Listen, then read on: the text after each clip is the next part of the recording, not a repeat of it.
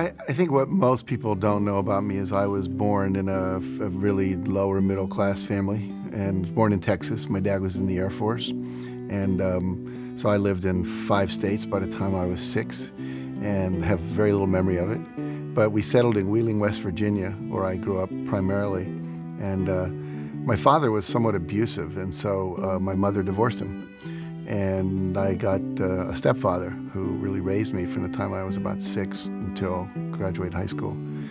And I was a typical middle class, by then, suburban kid in West Virginia, except for the fact that my mother was an alcoholic and my father was a workaholic and sometimes drank as well. So it created a lot of compassion and empathy for me, because I'm very what's called hypervigilant. I notice every little thing because I had to survive in those families.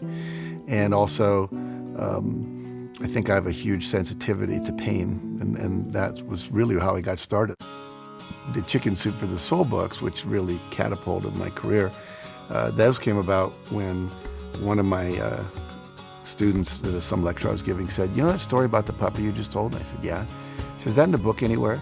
I said, "No." And she said, "Well, it needs to be." I said, "Why is that?" She said, "My daughter needs to read that story." "Well, just tell her the story." "I can't remember. I need to see it in the book." When you're a kid, you have an impulse to act, you act. You want to touch the cat, you want to throw the cat out the window. You want to stick your hand into the VCR and put peanut butter in there, you do.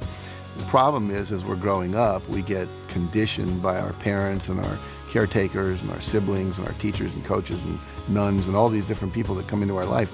Don't do that. Stop. That's bad. You know, we get slapped and told we're not okay. And so after a while, when we go to do something, we're looking, is it okay if I do this, you know, instead of just doing it. All my sons and my stepson and my stepdaughter have been great risk takers. They're all artists. One's a drummer, one's a hip hop singer. One is he's in high school, but he's in the school play. He just had a lead in the school play. He sings, and then my daughter's a singer, and my other son is very athletic. He's a surfer. He snowboards as well, and he's always inventing games and trying out new things. Always on the edge, you know. Always coming in with cuts and scrapes, which I love, because they're out there on the edge of their potential, exploring how they can keep pushing it. And it's not that they never get scared or they never feel rejected and have to go through things, but they seem to rebound very quickly. Every one of us knows what we want. We can feel it.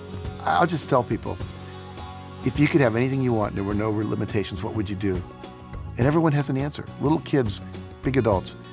And that's their core essence.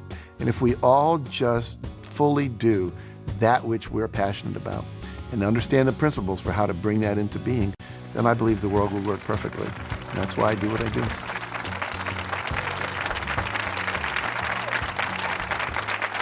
Thank you. Thank you very much. Well, it's a pleasure to be here and to share these ideas with you and really help you take your life to the next level, which is what we all want to do, or we wouldn't come out to these kind of events. I'm going to start by sharing with you a number of very important critical ideas. And the first one is this one. There's a friend of mine, his name is Orrin Hudson, and he was the Alabama State chess champion. And he grew up in the ghettos of Birmingham and became a chess champion. Then he was the #1 Cadillac dealer and became a professional speaker. And I was talking to him, we were having lunch together down in New Orleans, and it was at a professional speakers convention, and we were talking about my new book, The Success Principles. It was about to come out, and he said, "You know, to me, success is like knowing the combination to a lock." He said, if you know the combination to a lock, it doesn't matter if you're male or female, white or black, Hispanic or Asian, you're 55 or you're 16, your IQ is 150 or your IQ is 93. If you know the combination, the lock has to open. And the problem is, most of us are going through life and we don't know the combination. We maybe have 3 of the 4 numbers we need, but we don't have them all. And so the idea is that what I'm about, what I've spent 30 years of my life doing, was researching what is the combination to the lock, interviewing people at the top of their careers, whether they were athletes, politicians, people in business, etc., and saying, what is this combination? What is the system? And if you know a system always produces